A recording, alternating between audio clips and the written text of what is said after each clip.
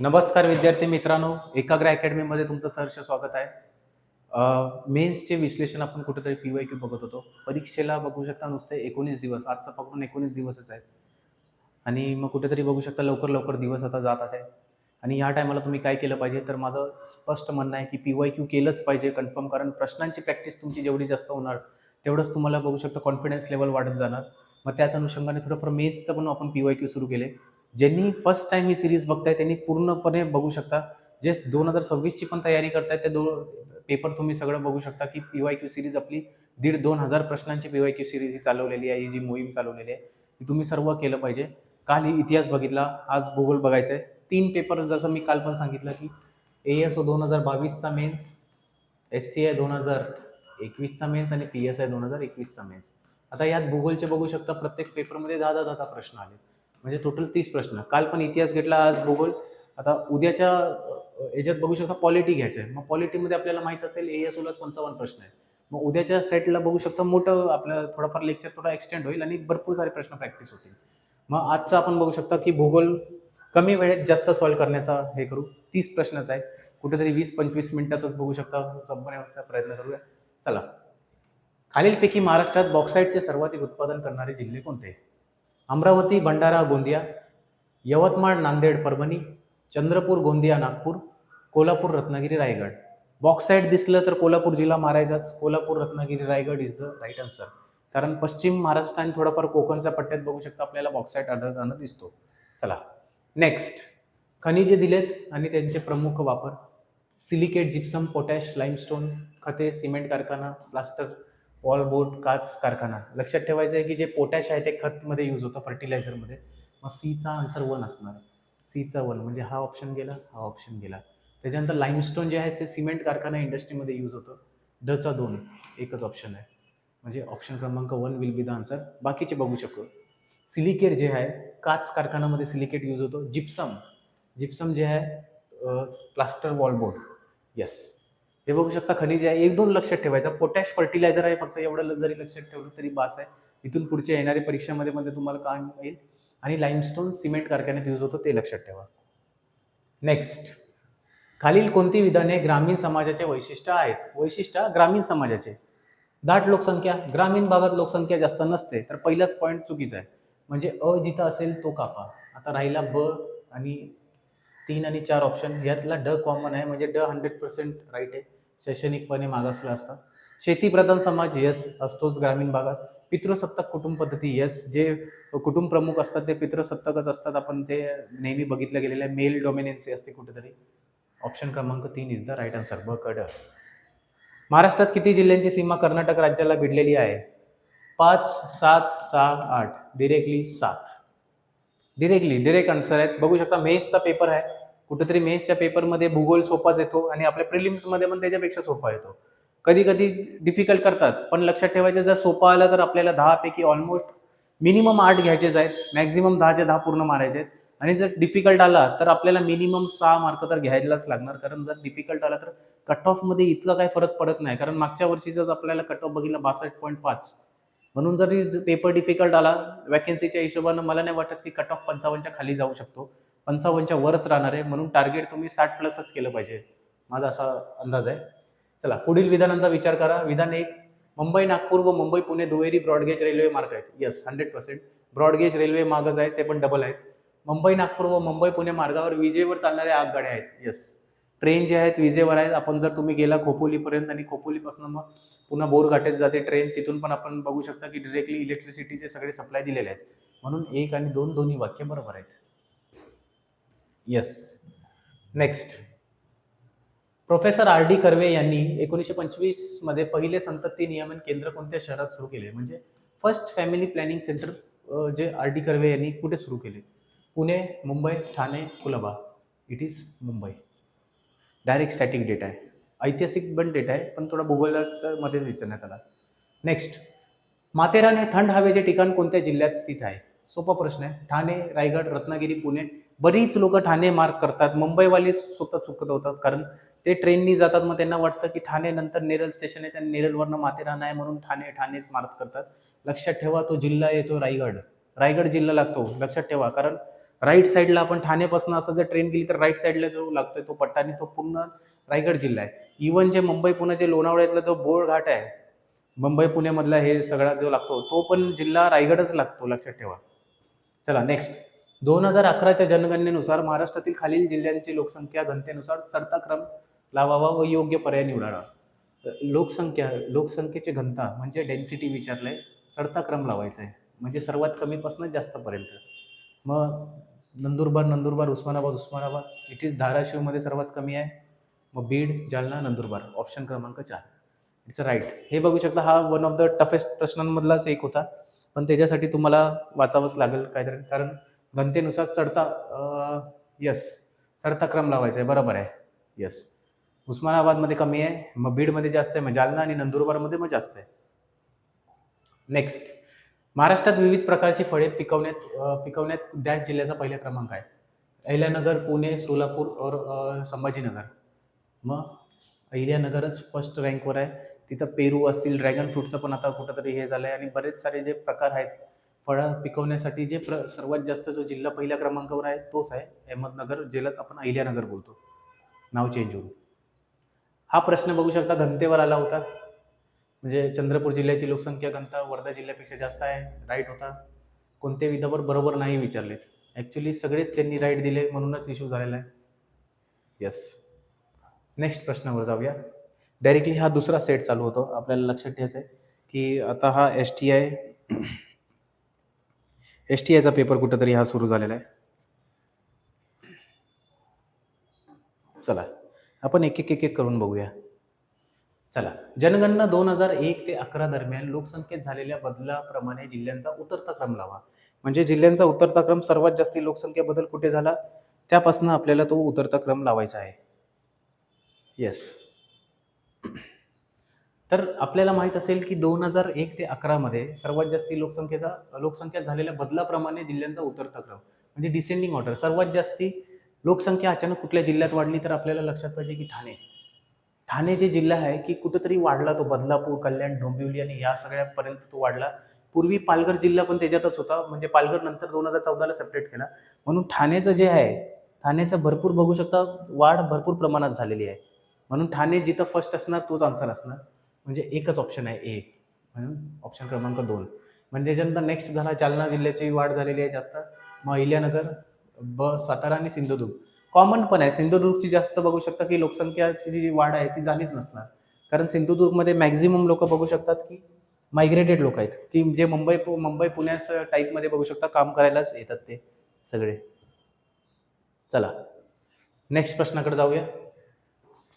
Yes. असे जे प्रश्न असतात राज्यसेवेमध्ये पण डिरेक्टली जे विचारले गेलेले आहेत, म्हणून हे परीक्षेच्या दृष्टिकोनातून कुठंतरी महत्त्वाचं आहे. महाराष्ट्र गृहनिर्माण व क्षेत्र विकास प्राधिकरण ऑथॉरिटी स्थापना कधी झाली? MHADA म्हणजे म्हाडाची जी आहे स्थापना कधी झाली? 76ला, 77ला, 78ला, 79ला. 77 लक्षात ठेवायचं आहे. म्हाडाची जी आहे महाराष्ट्र गृहनिर्माण जे ऑथॉरिटी 1977ला त्याची बघू शकता स्थापना झालेली आहे, लक्षात ठेवायचं आहे. नेक्स्ट. डॅश ही ऊर्जा प्रदूषण विरहित आहे, म्हणजे अशी कुठली ऊर्जा आहे की ज्याच्याने प्रदूषण होत नाही? कोळशाने होतं, पेट्रोलने तर होतं, जलविद्युत झाला, अणुविद्युतनं पण होतं, मग ओनली जलविद्युत विल बी द आन्सर, म्हणजे ऑप्शन 4 फक्त क विल बी द आन्सर. चला नेक्स्ट आपल्याला बघायचं आहे. District Beed is in the division of Maharashtra, म्हणजे बीड जिल्हा महाराष्ट्रातील कोणत्या प्रशासकीय विभागात आहे? छत्रपती संभाजीनगर, नाशिक, अमरावती, पुणे. तर बीड आपल्याला माहित असेल छत्रपती संभाजीनगरमध्ये त्या विभागात लागतो. बीड भरपूर फेमस आहे मागच्या 2 वर्षापासून क्राईमसाठी. महाराष्ट्रातला तो क्राईमचं कॅपिटल झालेला आहे बीड. कुठंतरी त्या जिल्ह्याचं नाव खराब करण्यात आलेलं आहे. भरपूर साऱ्या म्हणजे जर्नलिझम पण आणि सोशल मीडिया थ्रू पण बघू शकता इतका सुंदर जिल्ह्याचं नाव हे करण्यात आलं आहे. त्याच्यात चुकी सगळ्यांचीच आहे. राजकारणाची सर्वात मोठी चुकी आहे, कारण गुंडगिरी वाढवण्यासाठी कुठल्या तरी एक राजकारणी भरपूर तिथं बघू शकता ॲक्टिव्ह आहेत. त्यांचं नाव घेण्याचं कॉन्ट्रोवर्शियल ठरेल, पण आपलं तुमचं हे करायचं आहे, कारण आपण जिल्ह्यात आपण राहतो. राजकारणी लोक काय आज निवडून गेले उद्या हारतील असं आहे, म्हणून लक्षात ठेवायचं की आपण आपल्या जिल्ह्याची जास्त बदनामी करू नये. नेक्स्ट. महाराष्ट्रात खालीलपैकी कोणते जिल्हे डोलोमाइट उत्पादनात महत्त्वाचे आहे? चंद्रपूर, नागपूर, अमरावती, सिंधुदुर्ग. नागपूर तर नसणार नाही, नागपूर असणार, चंद्रपूर नसणार कारण कोळसा भेटतो. डोलोमाईट विचारलंय. कोल्हापूर रत्नागिरी हे बघू शकता बॉक्साईटसाठी आहे. सातारा सांगली चंद्रपूर नागपूर नाही. Yavatmal Ratnagiri Gadchiroli Nagpur. Yes, this is the dolomite जे उत्पादन आहे कमी जिल्ह्यात होतो आणि आपल्याला तेच बिलो कोळसा जे आहे ते आपल्याला बघायला भेटतं चंद्रपूरमध्ये, म्हणून डोलोमाईट तिथं नाही भेटत.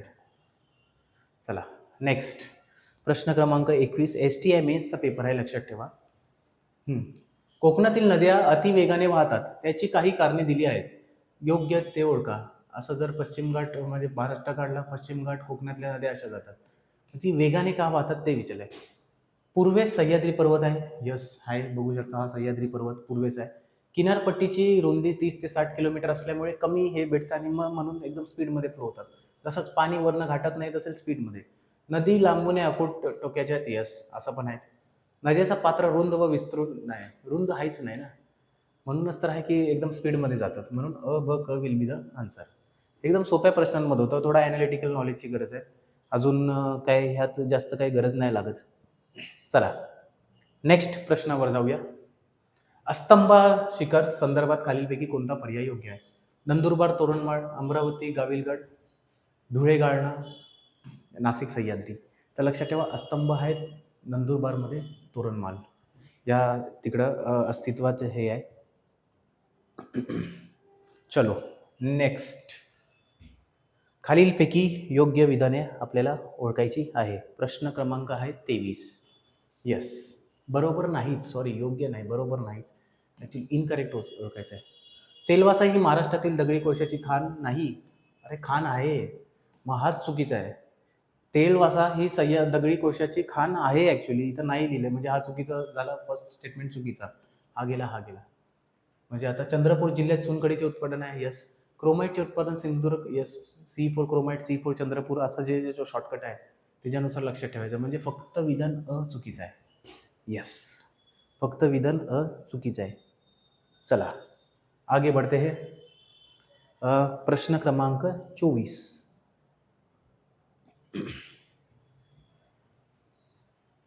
चला, महाराष्ट्रात डॅश खडक पूर्व विदर्भ व कोकण खेरीज सर्वत्र आढळतो.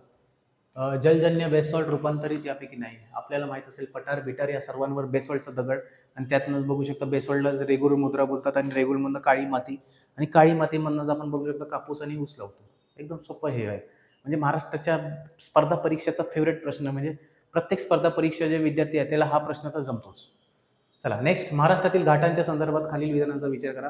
पुणे बारामती मार्गावर दिवा घाट आहे. यस, जिथं बघू शकता संत तुकाराम असेल, ज्ञानेश्वराची पालखी जाते आळंदीवरनं, त्याच दिवा घाटात बघू शकता आपल्या विठ्ठलाचा असं जे मोठा पुतळा जे आहे तिकडंच आपल्याला त्या दिवा घाटात आपल्याला भेटतो. नेक्स्ट. कोल्हापूर रत्नागिरी मार्गावर आंबोली घाट आहे. नाही, आंबोली घाट कोल्हापूर रत्नागिरी नाही. कोल्हापूर रत्नागिरी घाटवर आपल्याला आंबा घाट दिसतो, आंबोली घाट नाही दिसत. लक्षात ठेवा. मग ब चूक आहे, अ बरोबर आणि ब चूक. यस, सिंधुदुर्गला ॲक्च्युली जातो आंबोली घाट. या बाजूला गोव्याला पण त्याचा थोडाफार टोक लागतो. चला नेक्स्ट. डेक्कन ट्रॅपचं जे हे इरप्शन हे आहे ह्याच्यावर हॅशटॅग मारलाय कारण ह्याच्यावर काहीच एव्हिडन्स नाही आहे, म्हणून डायरेक्टली हा बघू शकता PSI मेन्सचा पेपर आहे.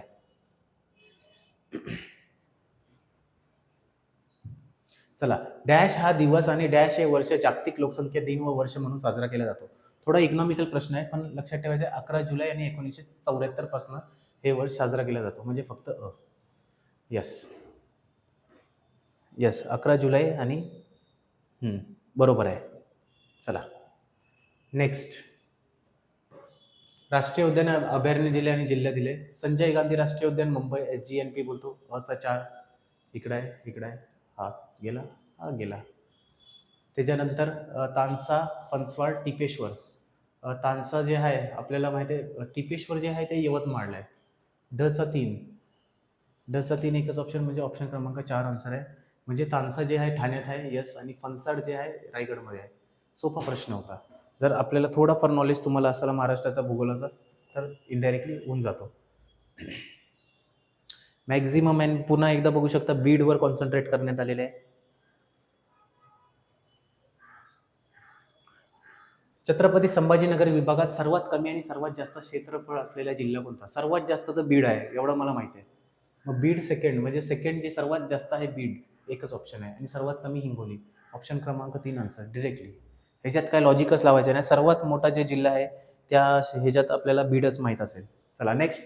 कोकणात एप्रिल ते मे महिन्यात सायंकाळी पडणाऱ्या पावसाला डॅश म्हणतात. आम्रसरी, कोकणसरी, प्रतिरोध पर्जन्य, सह्याद्री सरी. लक्षात ठेवायचं आम्रसरी. कोकणमध्ये एप्रिल मे महिन्यात जे सायंकाळी पडणाऱ्या ह्याला आपण आम्रसरी बोलतो. मँगो शावर्स इंग्लिशमध्ये जर आपल्याला बघायचं झालं तर मँगो शावर्स.